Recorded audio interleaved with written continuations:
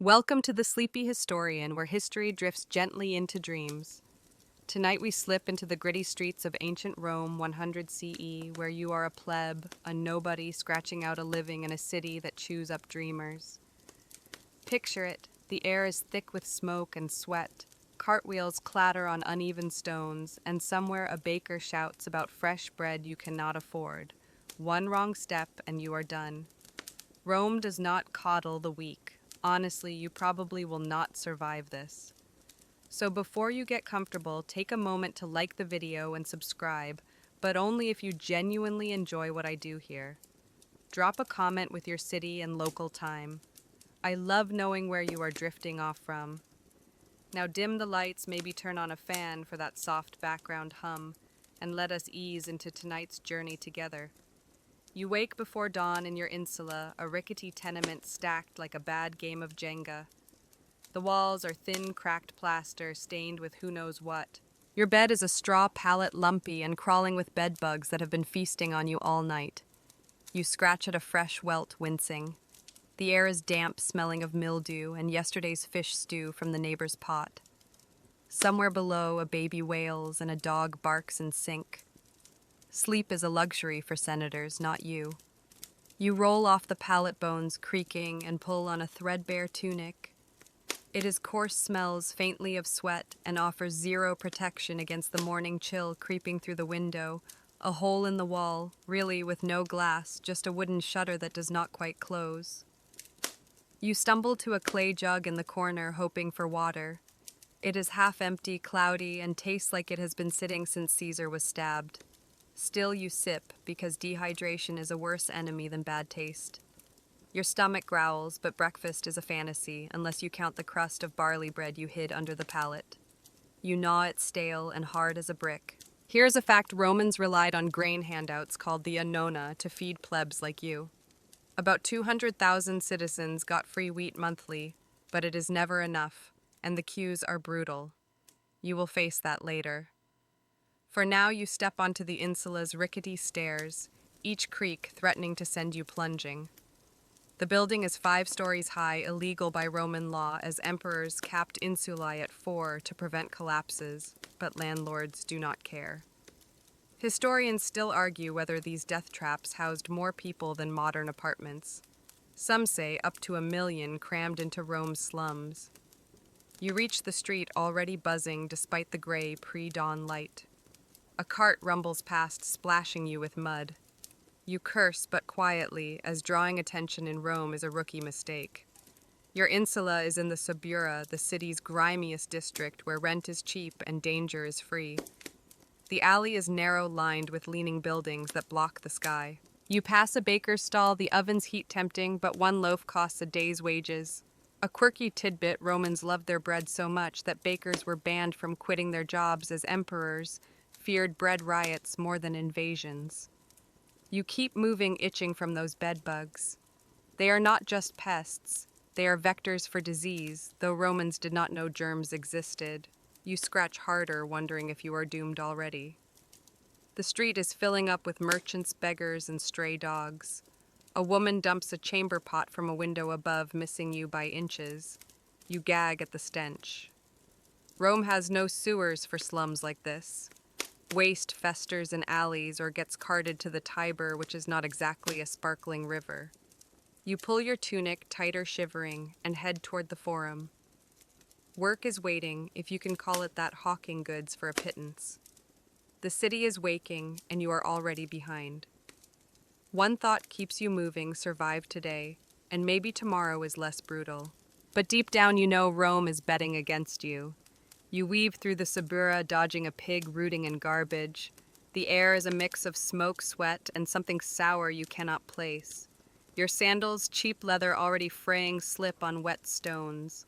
Falling is not an option. A twisted ankle means no work, no food. You pass a shrine to Mercury, god of trade, and toss a pebble as an offering. Superstition is big here, and you are not risking bad luck. A kid darts past, probably a pickpocket. You clutch your empty coin pouch, a reflex. The forum is still a hike, but you are used to it. Rome is a city of walkers. Only the rich ride litters or chariots.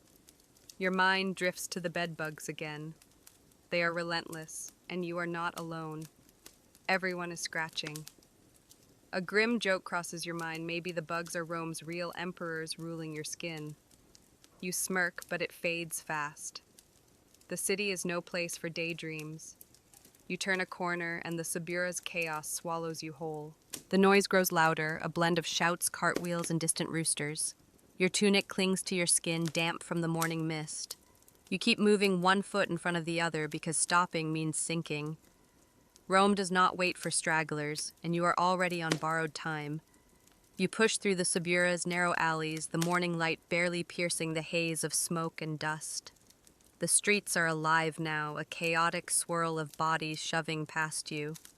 You are headed to the Forum, the heart of Rome, where deals are made and coins change hands, but getting there is a battle. Your sandals slap against uneven cobblestones, each step a gamble on slippery muck. The air smells of burnt oil from street vendors' lamps, and the sharp tang of unwashed bodies crammed too close. You dodge a lumbering ox cart, its driver barking curses in a dialect you barely catch. Rome's streets are a maze, and you are just another rat scrambling through it. The crowd thickens as you near the Forum. Merchants hawk olives and figs, their voices hoarse from shouting. A beggar missing half his teeth tugs at your tunic, muttering for a coin. You shake him off, feeling a pang of guilt, but your own pouch is empty. You cannot help him when you can barely help yourself. A historical fact, the Forum was Rome's political and economic hub, where senators debated laws and plebs like you chased survival. Temples and basilicas loom ahead, their marble facades gleaming, but they are not for you. Your world is the dirt and hustle at their base. A quirky tidbit catches your ear as you pass a storyteller spinning tales for a few coppers. He claims Romans used urine to whiten their teeth, collecting it in jars from public latrines. You grimace, half believing it, because Rome is weird enough for that to be true. Your own teeth ache from that stale bread earlier, and you wonder if you will ever sink low enough to try that trick. Probably not, but hunger has a way of bending pride. You keep moving, the crowd's noise swelling a mix of Latin, Greek, and tongues you cannot place. Rome is a melting pot, and you are just another ingredient in its stew. Historians still argue whether the Forum was more chaotic than modern markets. Some say its daily foot traffic rivaled a small city with thousands converging by mid-morning. You feel every one of them, now elbows, jabbing your ribs, feet, stomping too close to yours. You clutch your tunic, paranoid about pickpockets. A woman in a stained shawl bumps you, her basket of leeks spilling. You help her gather them, earning a nod, but no thanks. Kindness is rare here. Survival trumps sentiment. You straighten up, wiping dirt off your hands, and catch a whiff of something foul, maybe an open sewer nearby. Rome's plumbing is a cruel joke unless you are rich enough for a private pipe. Your stomach rumbles louder now, reminding you of the grain queue you will face later. The Annona keeps plebs alive, but it is no charity picnic. You picture the line snaking through the Forum, full of grumbling men and women just like you. A joke bubbles up. If Rome's gods invented bureaucracy, the grain queue is their masterpiece. You smirk, but the humor fades as a cartwheel grazes your ankle, nearly tripping you. You stumble, catching yourself on a wall, its plaster crumbling under your palm. The driver does not even glance back. In Rome, you are invisible unless you are bleeding or buying. The Forum's arches come into view, their shadows promising a moment's shade. You weave past a cluster of toga-clad men arguing over taxes, their voices sharp and entitled. You envy their clean clothes, their full bellies, but envy will not feed you. Your job, if you can call it that, is hawking goods at a stall, a grueling gig that pays in scraps. You are not there yet, still stuck in this human tide. A kid darts by, splashing mud on your tunic. You sigh, too tired to care. Another joke, Rome's laundry business must be thriving because everyone's a mess. You shake your head, focusing on the path ahead. The noise is relentless shouts, blending with the clatter of hooves and the creak of wooden stalls being set up. You pass a baker kneading dough, his apron dusted with flour. The smell of fresh bread is torture, but you keep walking. Your sandals are soaked now, the leather chafing your feet. You remember those bedbugs from your insula, their bites still itching. It is a grim connection, you against the city, both crawling with things that want to eat you alive. You shove the thought away because dwelling on it makes your skin crawl worse. A sudden shout snaps you back. Two men brawl over a spilled basket of fish, their fists flying as onlookers cheer. You skirt around them, heart pounding. Violence is as Roman as bread, and you want no part of it. The forum's edge is close now, its open plaza sprawling under the morning sun. You can see the rostrum where orators will soon bellow speeches you will never hear because you will be too busy surviving. Your chest tightens a mix of exhaustion and dread. The day has barely started and Rome is already winning. You finally reach the forum, its vast plaza buzzing under the morning sun, but there is no time to gawk at the marble temples or bronze statues. You are here for the grain queue, the lifeline that keeps plebs like you from starving. The line snakes across the cobblestones, a miserable chain of hunched shoulders and muttering voices. You join the back, already sweating as the sun climbs higher. The air is thick with dust and the sour stench of bodies pressed too close. Your tunic sticks to your skin and your sandals feel like they are disintegrating with every shuffle forward. A man ahead of you coughs a wet, rattling sound that makes you edge away. Disease spreads fast in Rome and you cannot afford to get sick. The queue moves at a snail's pace and you are surrounded by plebs just as desperate as you.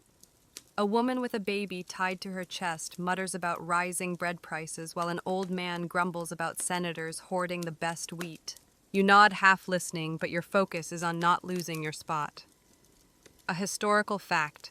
The Annona grain dole was a cornerstone of Roman politics, feeding about 200,000 citizens to keep the city from rioting. Emperors knew a hungry Rome was a rebellious one, so they poured fortunes into shipping wheat from Egypt and North Africa. But for you, it is just another grind, another hour stolen from your day.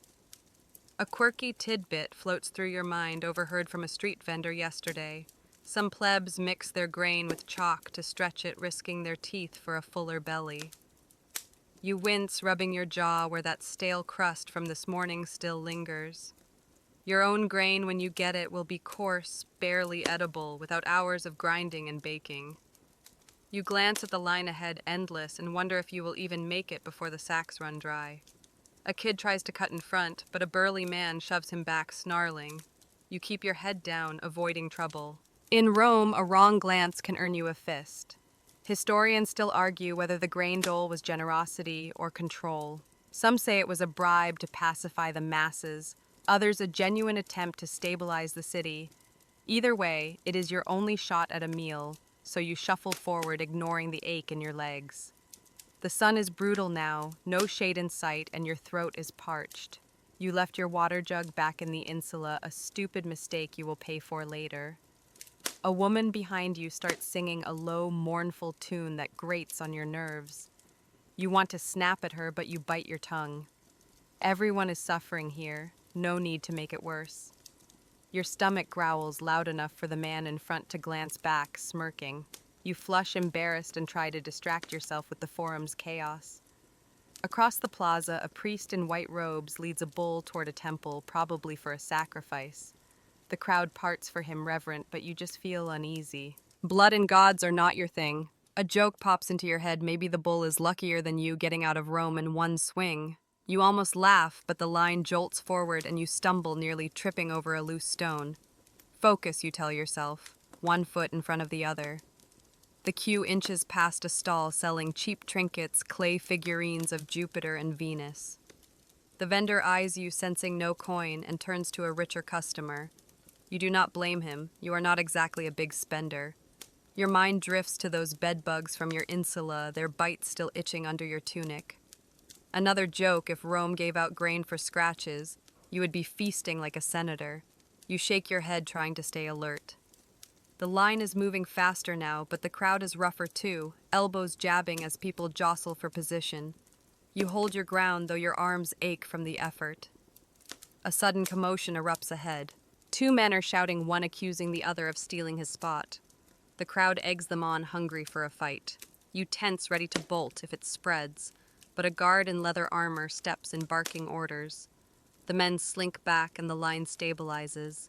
You exhale, heart racing. Rome is a tinderbox, and you are just kindling. The grain depot is close now, its wooden tables piled with sacks. You can smell the wheat, earthy and promising, but it is not yours yet. You shuffle forward, praying the supply holds. Your stomach twists, and you realize you are not just hungry, you are scared. Rome does not care if you eat today, and that truth is heavier than any sack of grain.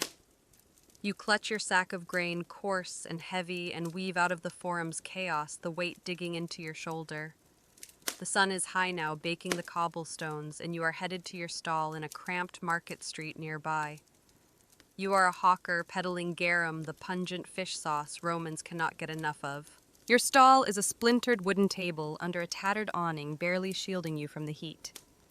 You set the grain sack down, wiping sweat from your brow, and start arranging clay jars of garum, their smell already making your eyes water.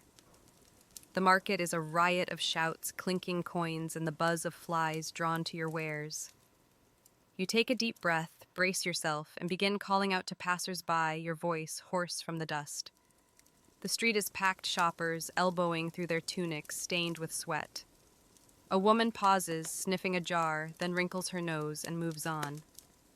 You swallow a curse. Every missed sale stings. A historical fact, garum was Rome's ketchup made by fermenting fish guts with salt, and the best stuff came from Spain or Pompeii. Wealthy Romans splashed it on everything, but your batch is the cheap kind, cloudy and sharp, sold to plebs who cannot afford better. You shout again, trying to sound enthusiastic, but the heat is relentless and your tunic is soaked. A fly lands on your arm and you swat it, grimacing. This is your life, selling fish sludge to survive.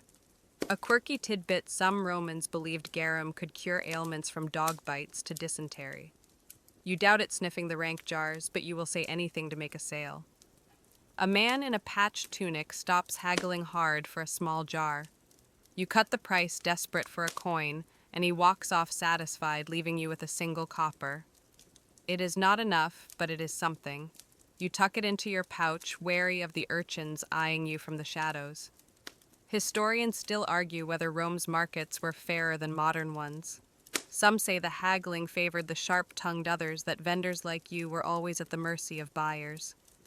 You feel the latter outwitted daily by customers who know your desperation. The sun climbs higher and your throat is parched, the memory of that cloudy water from your insula haunting you. You cannot afford a drink here. The wine cellars charge a fortune, and the public fountains are a trek. A boy runs by, kicking up dust that settles on your jars. You wipe them with your sleeve, muttering.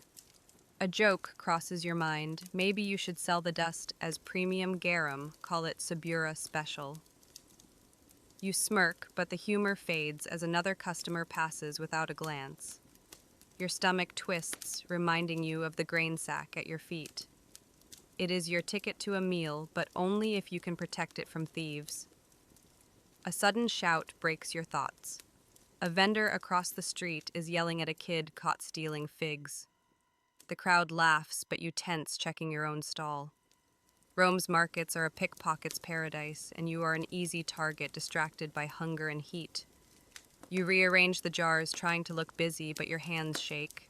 The garum smell is overwhelming now, clinging to your skin like a bad memory. You think back to those bedbugs from your insula, their bites still itching. Another joke: between bugs and fish sauce, you are Rome's least appetizing salesman. You shake your head, focusing on the crowd, scanning for a buyer. A woman with a basket of herbs stops, eyeing your garum. You pitch hard, praising its flavor, lying through your teeth. She hesitates, then buys a jar, tossing you 2 coppers. You grin, pocketing them, but the victory is fleeting. The market is slowing, the midday heat driving shoppers away. You slump against the stall, the awning sagging above you. Flies buzz louder, and you swat them, exhausted. Your grain sack sits untouched, but you know it is a target. You glance at the other vendors, their eyes hard, sizing you up. Trust is a luxury in Rome, and you have none to spare. The day stretches on, and you keep calling out, voice cracking. A man spits near your stall, missing your foot by inches. You ignore it, too tired to care. The forum's noise drifts over a reminder of the world beyond your table, but it feels distant. Your world is this stall, these jars, this endless hustle. You rub your neck stiff from standing and wonder how much longer you can keep this up. Rome does not care about your limits, and the sun is not even at its peak. You grit your teeth, shout again, and pray for a sale because stopping means starving. You slump behind your garum stall, the midday heat pressing down like a heavy cloak. The market crowd has thinned, most shoppers retreating to shade or taverns, leaving you with a handful of loiterers and buzzing flies. Your throat is raw from shouting, and the fishy stench of garum clings to your skin, making your stomach churn. You need food, something to quiet the gnawing hunger that's been your companion since dawn.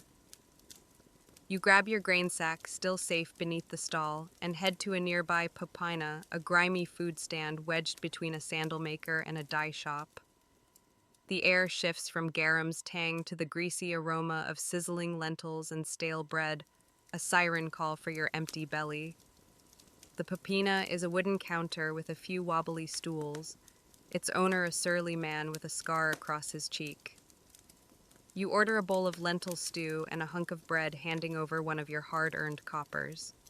He grunts, sliding a chipped clay bowl toward you, the stew swimming with a slick of garum. You grimace, realizing you cannot escape that cursed sauce even here. A historical fact, Popini were Rome's fast food joints serving cheap meals to plebs and slaves, often with questionable hygiene. Emperors tried regulating them, fearing they bred crime, but hunger always won out. You settle on a stool, the wood creaking under you, and dig in. The stew is lukewarm, gritty, with undercooked lentils, and the garum's fishy bite makes you gag. You force it down, knowing this might be your only meal today. The bread is stale, no surprise, but you tear into it, softening it in the stew. A quirky tidbit, Romans sometimes added garum to desserts, believing its umami kick enhanced sweets. You shudder, grateful your meal is not that adventurous. Your jaw aches from chewing, and you think back to that chalk-mixed grain rumor from the queue. No wonder your teeth feel like they are plotting a revolt. You take another bite, wincing as a lentil crunches wrong. Historians still argue whether popinae were social hubs or just survival pits. Some say they fostered community among Rome's lower classes, others that they were hotbeds for fights and scams. You lean toward the latter, eyeing the other customers, a dock worker slurping soup, a woman muttering to herself, and a kid who looks too shifty to be here for food.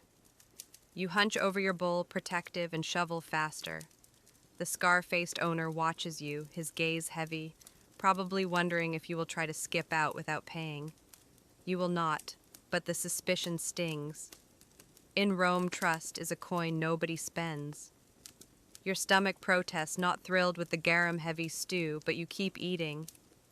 A joke bubbles up. Maybe garum is Rome's secret weapon, poisoning plebs one bowl at a time. You smirk, glancing at the dock worker who belches loud enough to startle a fly. The popina's noise is a low hum, pots clanging, voices grumbling, and you catch a whiff of something sour, maybe spilled wine or worse. You think back to those bedbugs from your insula, their bites still itching under your tunic. Another joke between bugs and bad stew, you are Rome's walking disaster. You shake your head, focusing on the last scraps in your bowl. A sudden crash jolts you. The shifty kid has knocked over a stool, darting off with a loaf from the counter. The owner roars, chasing him into the street, leaving you and the others frozen. You shovel the last bite, not wasting a crumb, and wipe your mouth with your sleeve. The dock worker laughs, muttering about kids these days, but you just want out. You stand legs stiff and grab your grain sack, its weight a reminder of the work waiting back at the stall.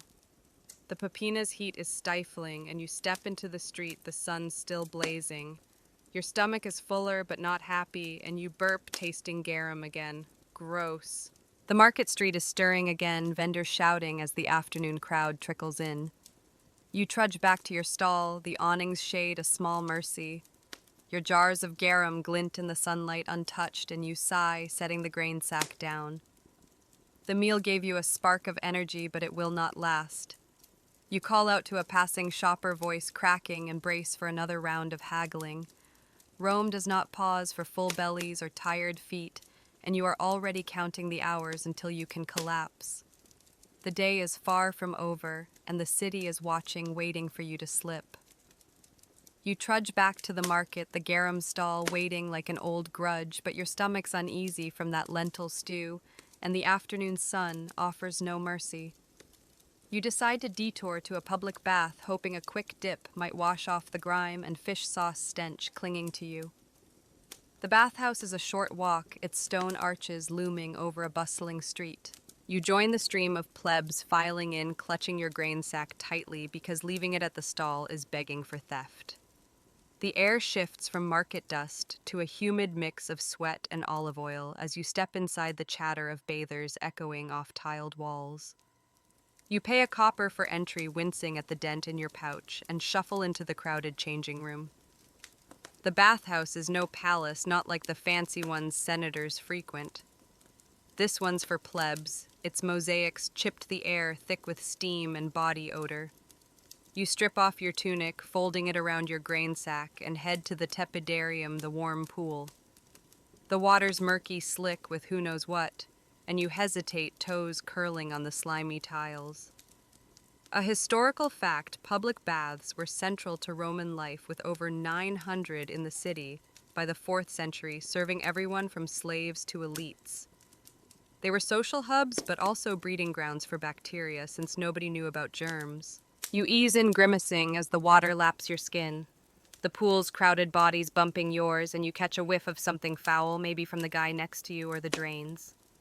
A quirky tidbit: Romans used a strigil, a curved metal tool, to scrape off dirt and oil, often sharing it with strangers. You spot a man passing one to his friend, and your stomach lurches at the thought. You stick to splashing water, hoping it's cleaner than it looks.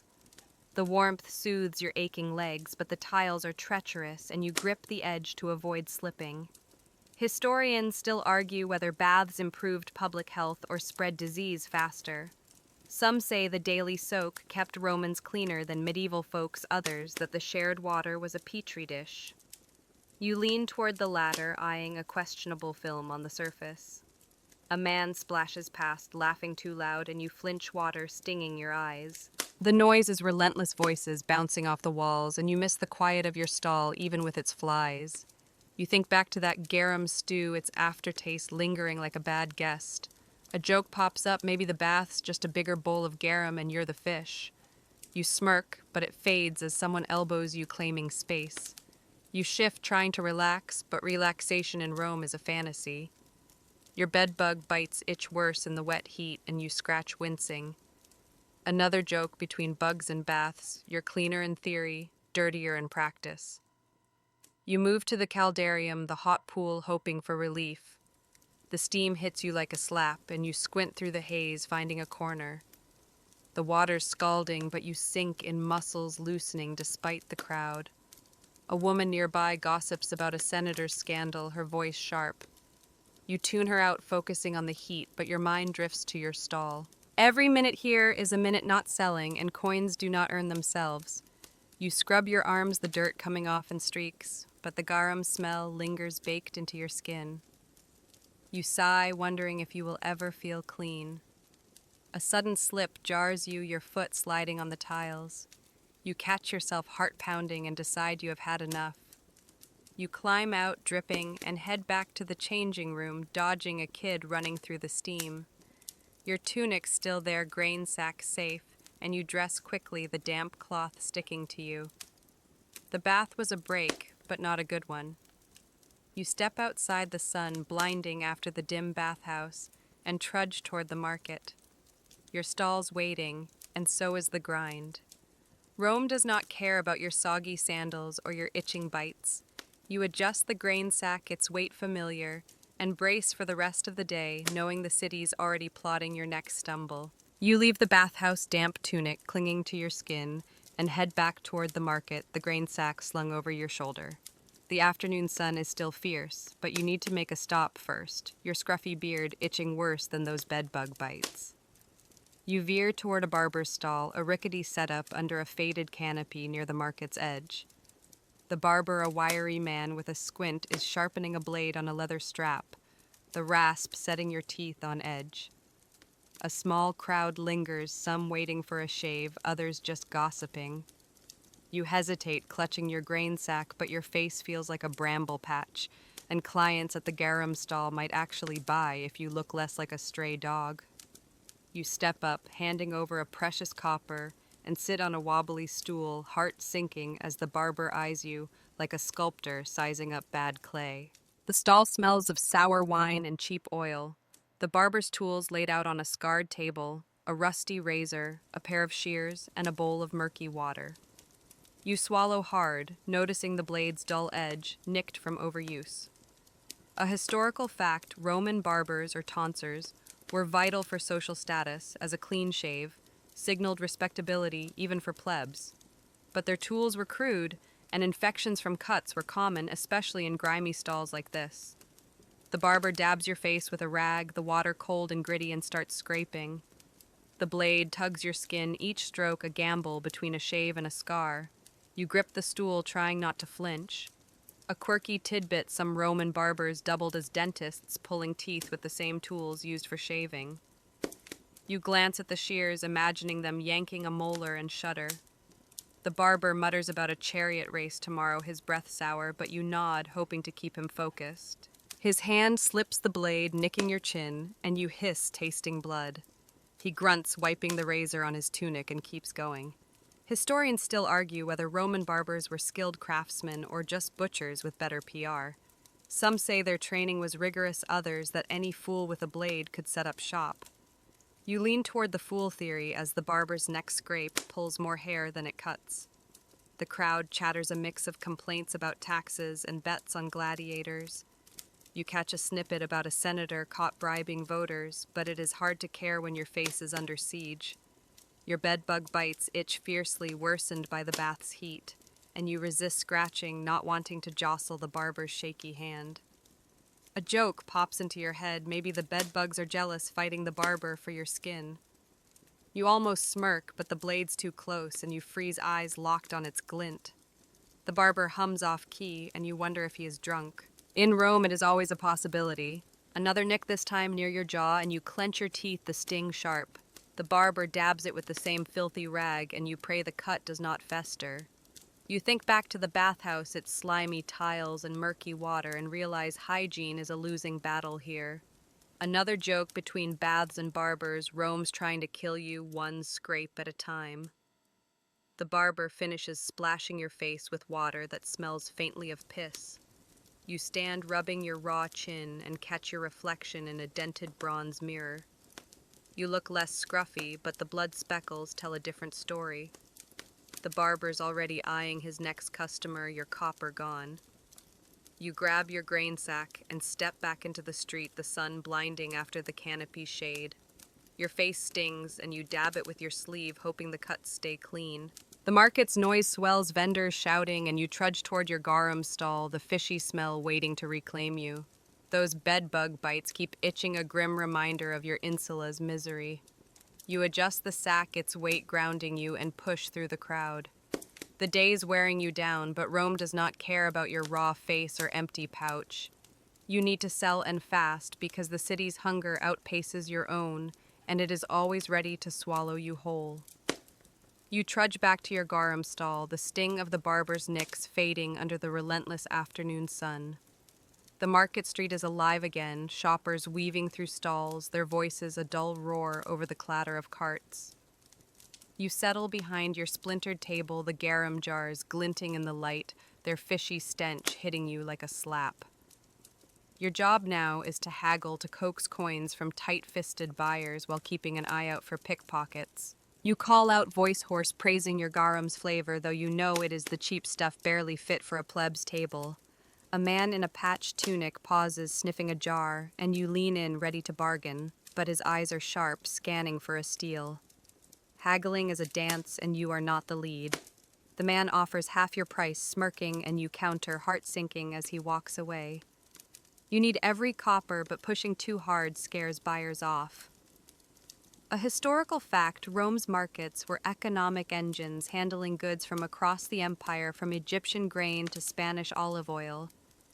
But for small vendors like you, it was a brutal game with wealth concentrated in the hands of elite merchants who set prices you could only dream of matching.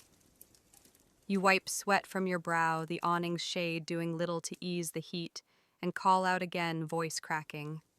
A quirky tidbit: some Roman vendors used lead to sweeten cheap wine poisoning customers for a quick sale. You glance at your garum, wondering if your supplier cut corners too, but you cannot afford to care. A woman stops her basket, heavy with leeks, and haggles, fiercely driving your price down to a single copper. You relent, pocketing the coin, but it feels like defeat. Historians still argue whether Rome's market system was fairer than modern ones. Some say it rewarded cunning, others that it crushed small fry like you under the weight of greed. You feel crushed watching richer vendors across the street pocket silver while you scrape by. A kid darts past too close, and you clutch your coin pouch, paranoia spiking. Pickpockets are ghosts, here gone before you feel the loss.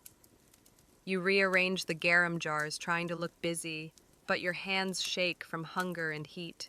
Those bedbug bites from your insula itch fiercely, and you scratch, wincing as a nick from the barber stings under your fingers. A joke bubbles up: maybe the pickpockets are after your bugs, not your coins. You smirk, but it fades as a burly man approaches, his eyes flicking over your stall. He wants a jar, but his offer is laughably low. You haggle, voice steady despite your nerves, and he grudgingly pays a fair price, tossing you 2 coppers. A small win, but it lifts you, if only for a moment. The crowd swells, and you spot a familiar face, the leek woman from the forum queue, now buying figs nearby. You nod, but she does not notice, lost in her own hustle. Rome's like that, everyone a stranger, unless coins are involved. Another joke: if Rome's a family, you are the cousin nobody invites to dinner. You shake your head, focusing on a new customer, a thin man who smells of dye. He haggles hard, and you lose another sale, your pouch barely heavier than when you started. The sun dips, casting long shadows, but the heat lingers and your tunic is soaked. You think back to the bathhouse, its slimy tiles a grim memory. Clean or not, you are still drowning in Rome's grind. A sudden commotion breaks your thoughts. A vendor down the street is shouting his table overturned, accusing a boy of theft. The crowd gathers, hungry for drama, but you stay put, guarding your jars. Trouble's a magnet in Rome, and you want no part of it. You call out again, voice weaker now, and a woman pauses, buying a jar without haggling. You blink, stunned, and pocket the copper, but the victory is hollow. The day's wearing you thin, and the market's chaos is a beast you cannot tame. You glance at your grain sack, still safe, and cling to its promise of a meal. Rome's watching, waiting for you to falter, and you are not sure how much fight you have left. You are back at your garum stall, the evening air cooling, but still thick with the market's dust and fish sauce stench, when a distant roar pulls you from your routine.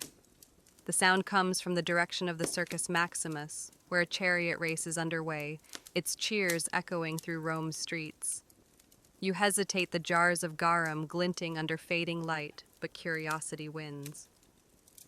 You ask the vendor next door to watch your stall, sling your grain sack over your shoulder, and head toward the clamor weaving through thinning market crowds. The streets grow busier as you near the massive stadium, its stone arches looming like a sleeping giant. The air buzzes with excitement, smelling of sweat, spilled wine, and the earthy tang of horses. You cannot afford a seat inside where senators and merchants bet fortunes, so you join the plebs crammed outside, straining for a glimpse through gaps in the walls.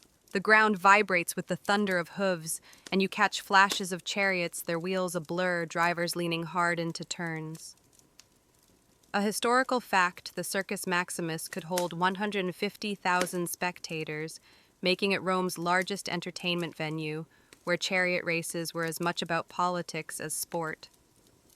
Factions like the Blues and Greens whipped crowds into frenzies, sometimes sparking riots. You feel the crowd's energy, their shouts deafening, and your heart pounds, caught in the thrill despite yourself. A quirky tidbit: some Romans believed chariot horses were blessed by gods, their sweat used in rituals for luck.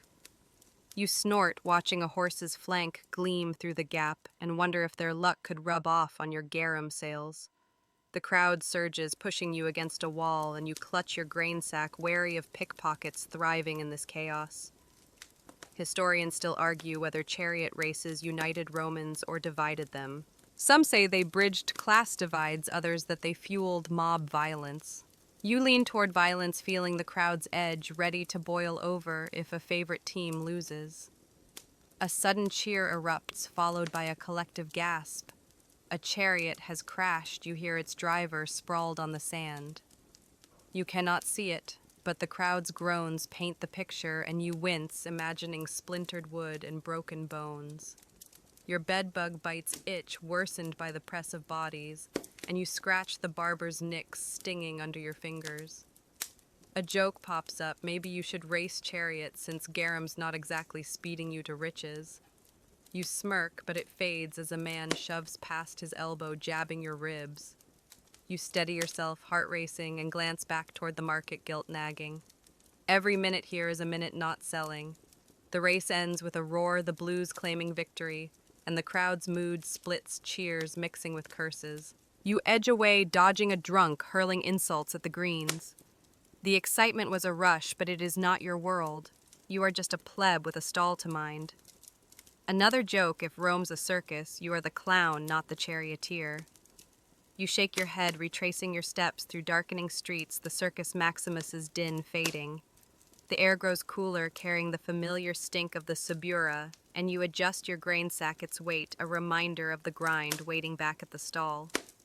You reach the market, the vendor next door nodding to confirm no trouble, and settle behind your jars, the garum smell hitting you like a fist after the race's sweaty thrill.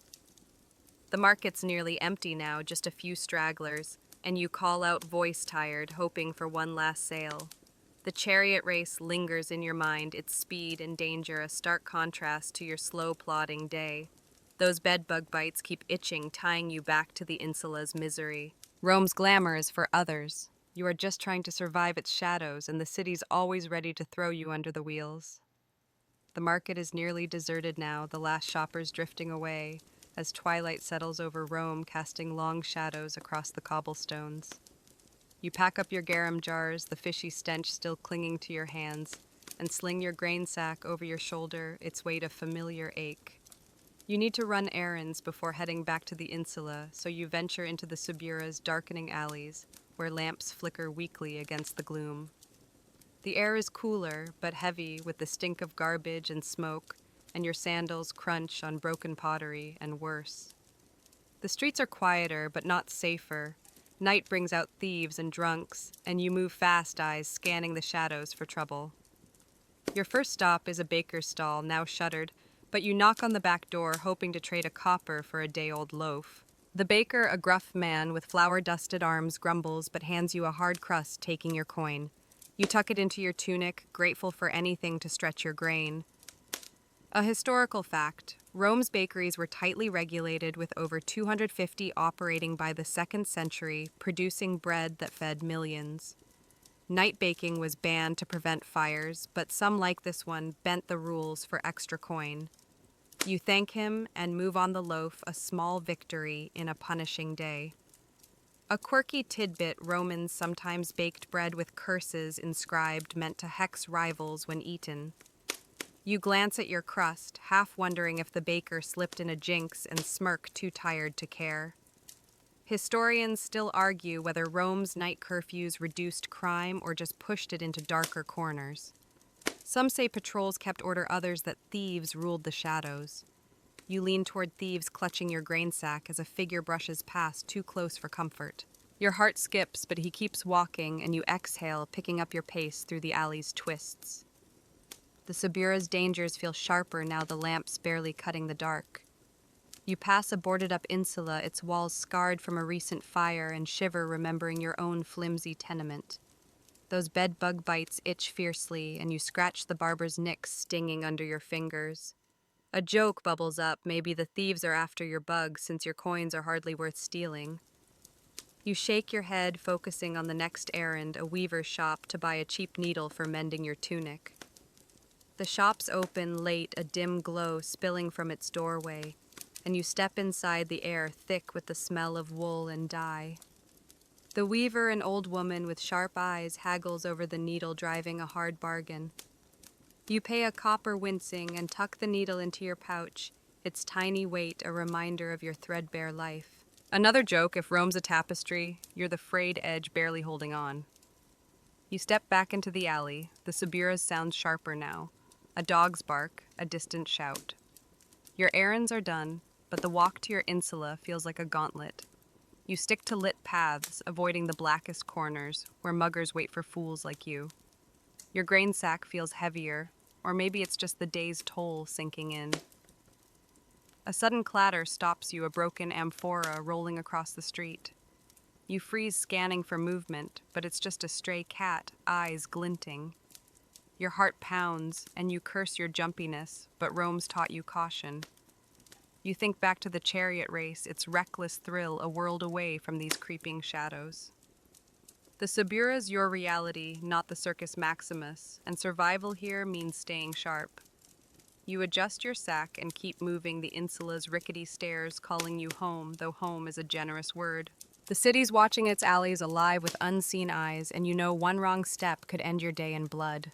The market's clamor softens as the sun dips lower, casting golden streaks across the cobblestones, but your garum stall still hums with the day's grind. You pocket another copper, a rare easy sale, and decide to take a break, drawn by the faint chant of priests from a nearby temple. You sling your grain sack over your shoulder, lock eyes with a neighboring vendor to watch your stall, and head toward the Temple of Vesta, its white columns gleaming in the fading light. The air shifts from fishy market stench to the smoky bite of incense, and you weave through a crowd gathering for a ritual. You are not devout, but a quick prayer might curry favor with the gods, or at least clear your head from the garum fog.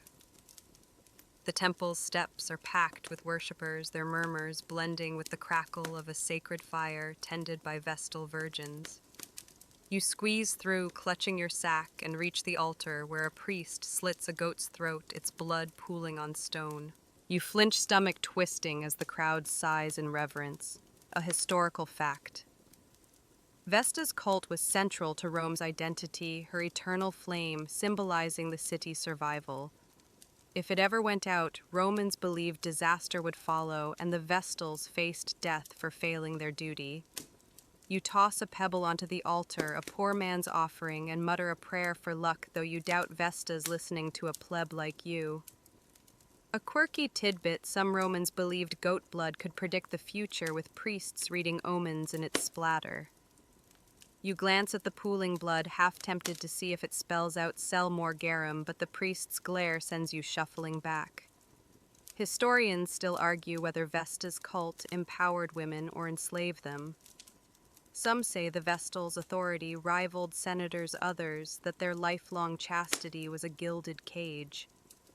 You lean toward the cage, watching a young Vestal stoke the fire, her face unreadable. The incense burns your throat, and you cough, drawing a frown from a toga-clad man. You shrink, feeling out of place, just a grubby hawker among the pious. The ritual drones on, and you linger the crowd's warmth, a strange comfort after the market's cutthroat hustle. Your bedbug bites, itch worsened by sweat, and you scratch, wincing as a barber's nick stings under your fingers. A joke pops up, maybe Vesta's flame could burn your bugs away if only you could afford the offering. You smirk, but it fades as the priest chants louder, the crowd echoing. You think back to the market, those hard-won coppers in your pouch, and wonder if the gods care about your empty stomach. Probably not, but you bow your head, mimicking the others, because blending in keeps you safe. A sudden gust scatters ash from the altar, and a woman gasps, calling it an omen. You roll your eyes, but keep quiet. Superstition's a language everyone speaks here. Another joke, if ash is an omen, your garum stall's a prophecy of failure. You shake your head, stepping back from the altar, and bump into a boy carrying a basket of herbs. He snaps at you, and you mutter an apology, clutching your grain sack tighter. The temple's glow is fading with the sun, and you need to get back to the stall before the evening crowd thins. You weave through the worshippers, the incense lingering in your tunic, and feel a pang of guilt for your half-hearted prayer. Rome's gods are as unforgiving as its streets. You step into the cooling air, the market's noise swelling again, and trudge toward your stall.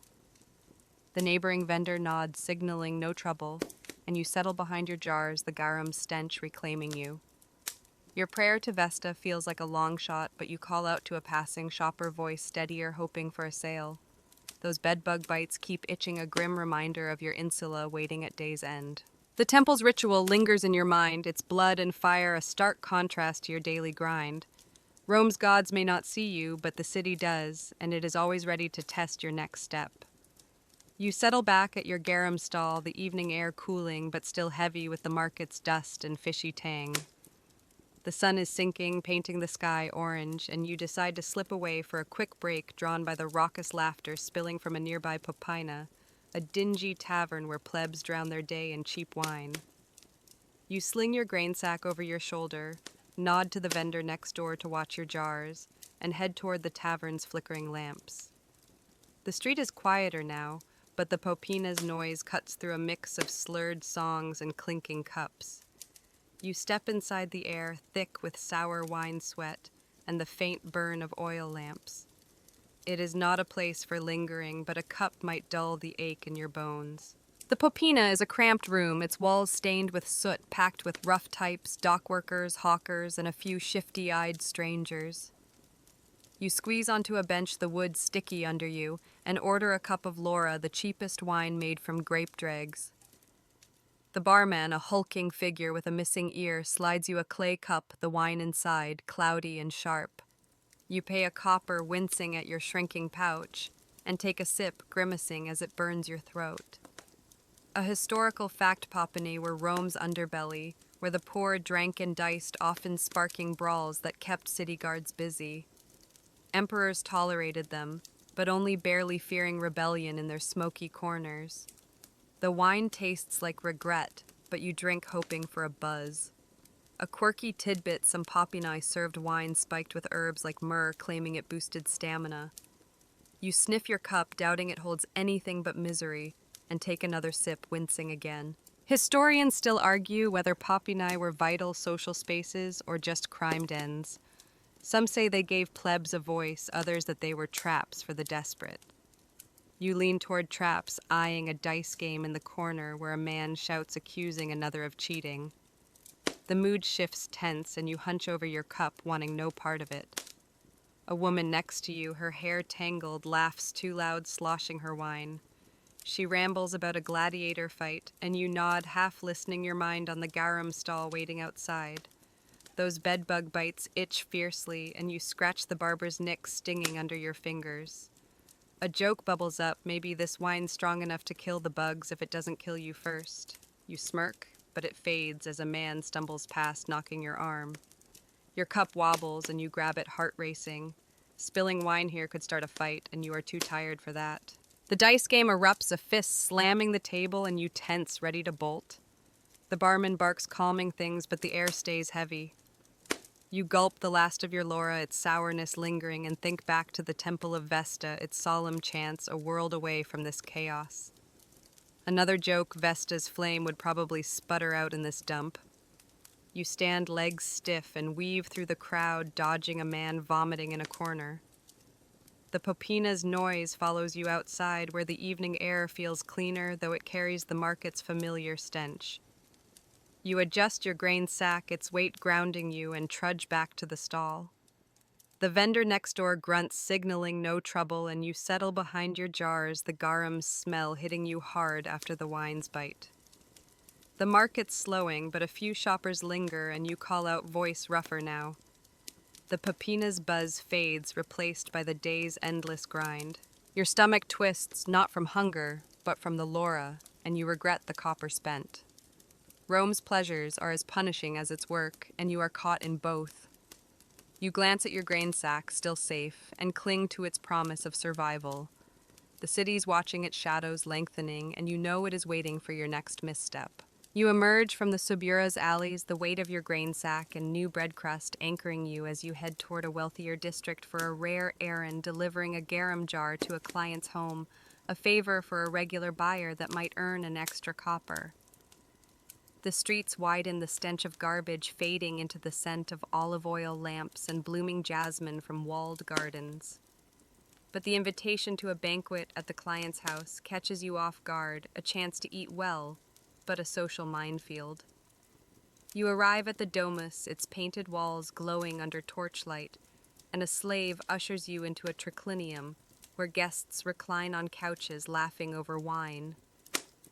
You stand awkwardly, tunic-stained, clutching your sack, feeling like a stray dog at a feast. The host, a merchant with a gold ring, welcomes you with a forced smile, gesturing to a low stool. You sit hyper-aware of your rough appearance among silk-clad guests.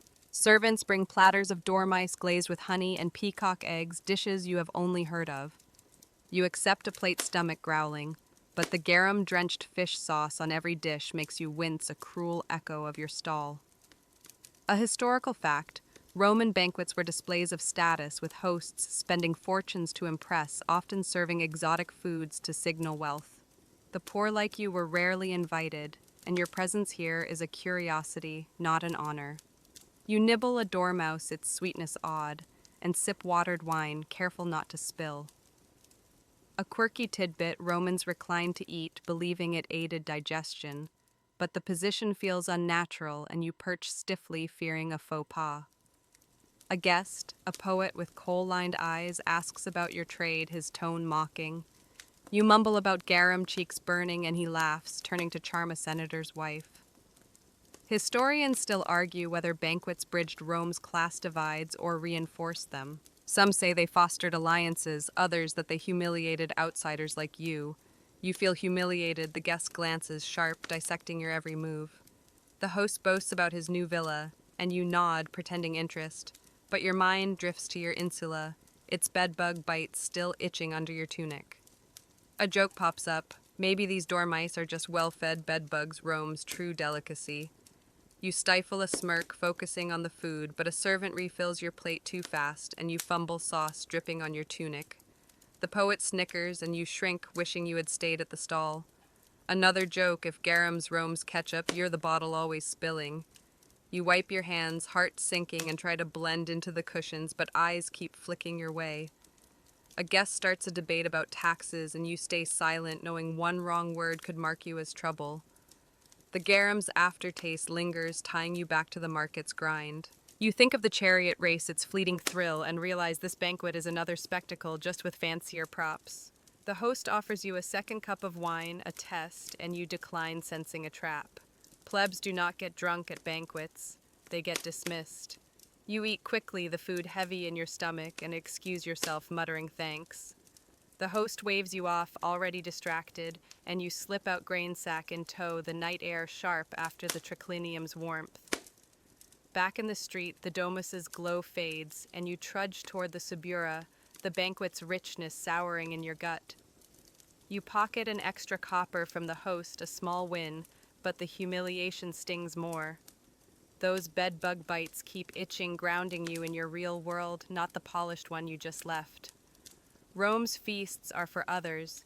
You are just a hawker, and the city's ready to remind you with every step back to your insula's misery. You trudge back toward the Subura, the banquet's heavy meal sitting uneasy in your stomach, the copper from the host, a small weight in your pouch.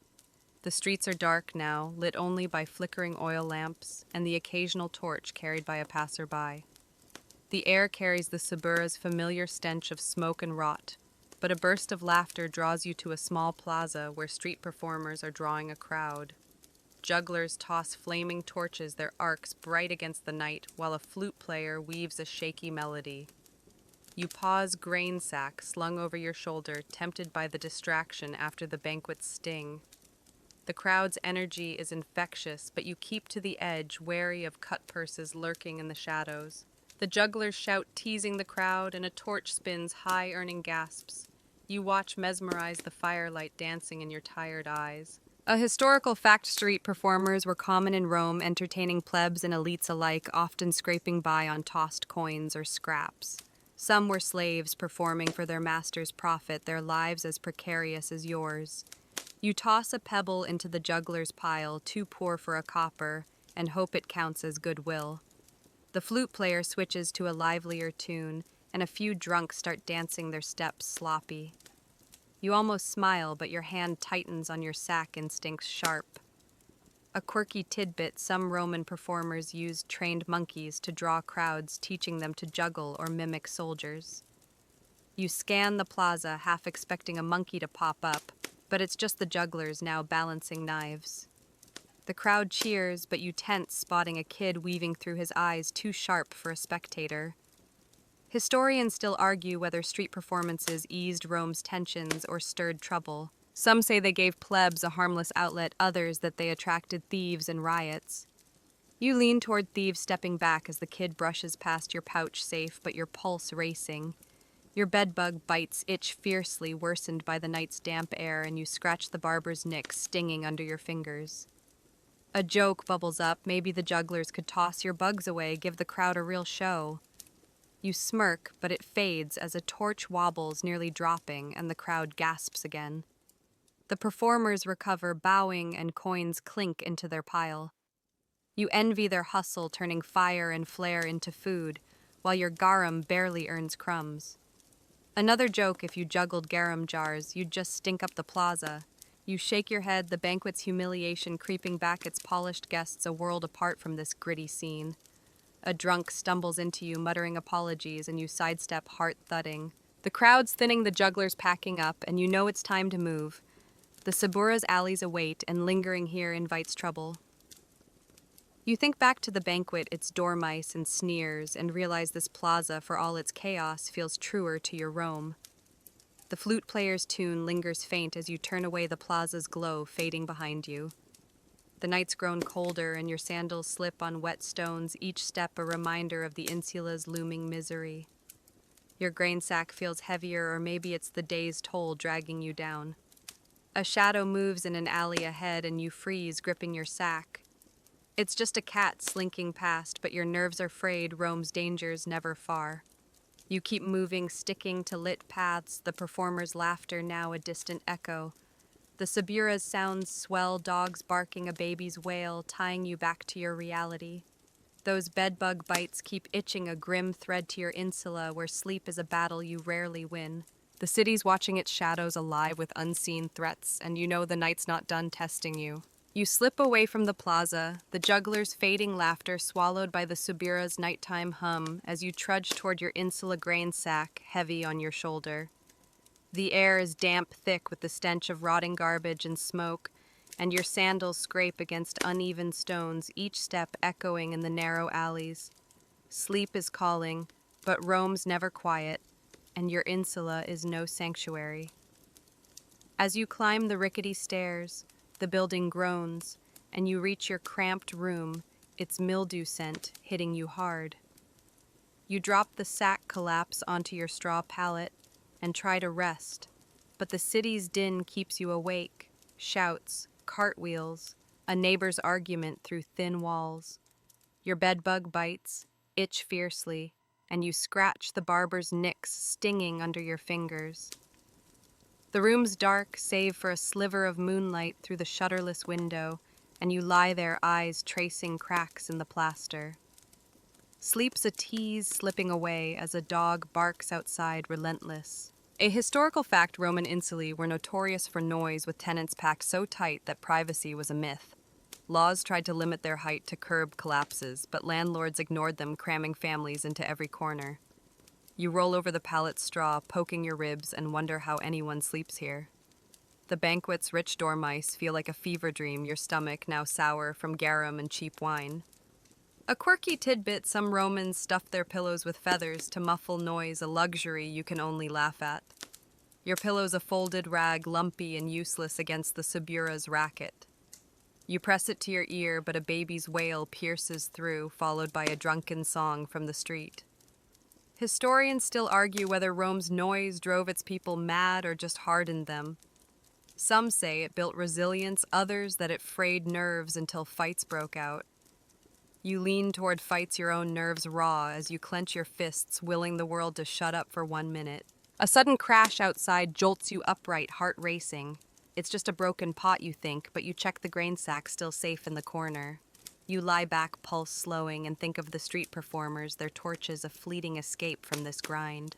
A joke bubbles up: maybe you should juggle your bedbugs, charge plebs to watch them bite. You smirk, but it fades as a cart rumbles below its wheels, grinding like Rome's laughter at your expense. Another joke: if noise is Rome's music, you're stuck in the worst seat. You pull the rag pillow tighter, desperate for a moment's peace, but the city's alive, mocking your exhaustion. Your mind drifts to the day's toll, the market's haggle, the banquet's sneers, the chariot race's thrill. Each feels like a weight piling on your chest. Those bedbug bites keep itching, tying you to this miserable pallet, and you scratch harder, half hoping pain will drown out the noise. The insula creaks a reminder of its fragility, and you wonder if it'll collapse before dawn. You close your eyes, forcing slow breaths, but sleep's a distant shore, and Rome's tide keeps pulling you back. A neighbor coughs wet and rattling, and you shudder, praying it's not contagious. In this city, even rest is a fight. The moonlight shifts, casting shadows that dance like thieves. You think of the Subura's alleys, their unseen eyes, and check the door's flimsy latch, more habit than hope. The grain sack's your lifeline, the bread crust your prize, but they're small against Rome's hunger. You lie still, the pallet straw a cruel bed, and try counting breaths, a trick you heard somewhere. It doesn't work. The city's noise is a beast, and you're its prey, trapped in a room that feels more like a cage. Sleep's not coming, not yet, and Rome's ready to keep you tossing until dawn. You lie on your straw pallet. The Subura's nighttime din shouts, barking dogs, creaking carts, keeping sleep at bay, when a sharp crack splits the air, followed by panicked yells. Your heart lurches as you bolt upright, the smell of smoke seeping through your insula's cracked walls. Fire, the Subura's worst nightmare, is here. You scramble to your feet, grabbing your grain sack and bread crust pulse racing as you stumble to the window. Outside, flames lick the building across the alley, their orange glow painting the night. Neighbors scream, fleeing down rickety stairs, and you join them, shoving through the insula's narrow halls, the air thick with choking soot. Your bedbug bites itch, but fear drowns them out, the barber's nicks forgotten in the chaos. The stairs groan under the stampede, and you clutch the sack, terrified of losing it in the crush. A historical fact, fires were a constant threat in Rome, with wooden insulae packed tight and oil lamps everywhere. The Great Fire of 64 CE destroyed much of the city, and smaller blazes like this one were common, often leaving plebs homeless. You reach the street coughing and see the fire spreading, devouring the neighboring tenement. A crowd gathers, some tossing buckets of water, others looting what they can. You stand frozen, the heat stinging your face, realizing your insula could be next. Rome's no stranger to disaster, but it's your disaster now. A quirky tidbit: some Romans believed rubbing owl feathers on doors warded off fires, a superstition you wish you'd tried. You glance at your insula, its flimsy walls mocking the idea of safety, and grip your sack tighter. Historians still argue whether Rome's fire brigades, organized by emperors like Augustus, were effective or just political props. Some say they saved lives, others that they were too slow for slums like the Subura. You lean towards slow, watching the flames roar, no brigade in sight. A woman wails, clutching a child, and you step back, heart pounding as sparks fly too close. The crowd's chaos grows looters, darting through the smoke, and you spot a man snatch a pot from a burning doorway. You want to yell, but survival trumps morals, and you focus on your sack, your lifeline. A joke bubbles up, maybe the fire's just Rome's way of cleaning house bugs and all. You don't laugh, the smoke burning your throat as you cough harder. Another joke: if you threw your garum at the flames, it'd probably make them angrier. You shake your head, eyes watering, and move farther from the blaze, the heat still searing. Those bedbug bites itch, a cruel reminder of the insula you might lose tonight. A sudden shout cuts through water chain. Plebs form a line, passing buckets from a nearby fountain, and you join, desperate to save your home. You heave a bucket, water sloshing, and pass it on arms aching. The flames flicker but don't die, and your hope fades with each toss. You think back to the banquet, its polished domus, a world away from this inferno. The Subura's your Rome, raw and ruthless, and you're fighting for scraps of it. A man collapses, overcome by smoke, and you pull him back, coughing, your lungs screaming.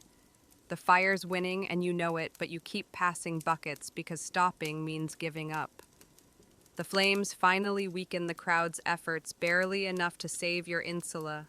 though the neighboring one's a smoldering ruin. You slump against a wall, soaked and shaking the grain sack safe, but your nerves shredded. The night's far from over, and sleep's a lost cause now. Rome's tested you again, and you're still standing, but barely. The city's watching its smoky air a warning, and you know the next spark could be your end. The fire's embers glow across the alley, the Subura's air still thick with smoke as you slump against your insula's wall grain sack at your feet, body aching from the water chain. Dawn is hours away, but sleep's a lost cause, and you need to relieve yourself after the night's chaos. You grab your sack, too paranoid to leave it, and trudge toward the nearest public latrine, a grim necessity in Rome's slums. The streets are quieter now, littered with ash and broken pots, the fire's aftermath settling like dust. Your sandals stick to the muck, and the stench of sewage grows stronger as you approach the latrine, its stone benches barely visible in the dim lamplight. You hold your breath, already dreading the experience. The latrine is a dank open room, its benches lined with holes over a channel of sluggish water. A few bleary-eyed plebs sit muttering, their tunics hiked up. You pick a spot, grimacing, and sit the stone cold against your skin. A historical fact, Roman latrines were feats of engineering with aqueducts flushing waste to the Tiber, but public ones like this were filthy, shared by dozens without privacy. Disease spread easily, and you try not to think about what's under you. The air's foul, a mix of human waste and damp rot, and you breathe through your mouth, clutching your sack like a shield. A quirky tidbit, Romans used a tersorium, a shared sponge on a stick for wiping dipped in a bucket of salty water. You spot one nearby, it's sponge gray and soggy, and shudder, opting to skip it. Your stomach twists, still sour from the banquet's dormice and garum, and you hurry, wanting out. Historians still argue whether Roman sanitation was advanced or a health hazard. Some praise the aqueducts, others say shared sponges and dirty water bred plagues. You lean toward plagues, eyeing the murky channel below, certain it's plotting against you. Your bedbug bites itch fiercely, and you scratch the barber's nick, stinging, tying you back to the insula's misery. A man across the bench grumbles about the fire-blaming, careless lamp users, and you nod, too tired to talk. The latrine's noises, drips, groans, and worse make you cringe, and you think of the chariot race, its thrill a distant memory against this grim reality. A joke bubbles up, maybe the tersorium's Rome's true emperor ruling every backside. You smirk, but it fades as a rat scurries past, bold and unbothered. Another joke, if you brought your garum here, even the rats would flee. You shake your head, finishing quickly, and stand pulling your tunic down, desperate for fresher air. You step outside, gulping the smoky Subura air, which feels clean by comparison. The latrine's stench clings to you, and you curse Rome's lack of private options for plebs.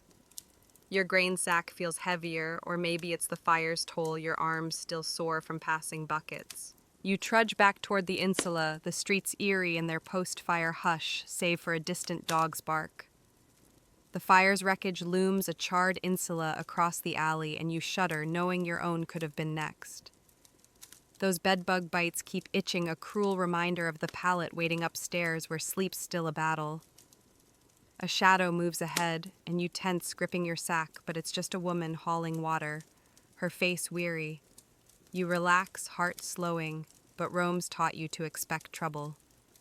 The insula's stairs creak as you climb each step, a gamble, and you reach your room, collapsing onto the pallet. The latrine's memory lingers, its stench, and sponges a low point in a brutal day. You close your eyes, the Subura's faint noises seeping through, and pray for a moment's rest, but the city's watching its sewers and shadows ready to drag you back. You collapse onto your straw pallet, the Subura's faint hum. Dogs barking, a distant shout seeping through the insula's thin walls, but exhaustion is no match for your racing mind.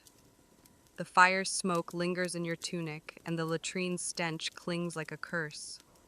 You need calm away to settle your nerves, so you decide to visit an augur, a seer who reads omens for a fee. You grab your grain sack, too wary to leave it, and slip out the pre-dawn streets, cold and gray. The Subura's alleys are quiet, littered with ash from the fire, and you head toward a small shrine where an augur works his reputation whispered among plebs for spotting trouble in the god's signs. Your sandals crunch on debris and you shiver, the air biting through your threadbare tunic. The shrine is a cramped alcove, its walls painted with faded birds and stars, a clay altar scattered with feathers and bones. The augur, an old man with a patchy beard, sits cross-legged, muttering over a pile of entrails. You pay a copper, wincing at the cost, and he gestures for you to sit his eyes sharp, despite the hour. A historical fact augury was a cornerstone of Roman religion, with seers interpreting bird flights or animal guts to guide decisions from battles to marriages.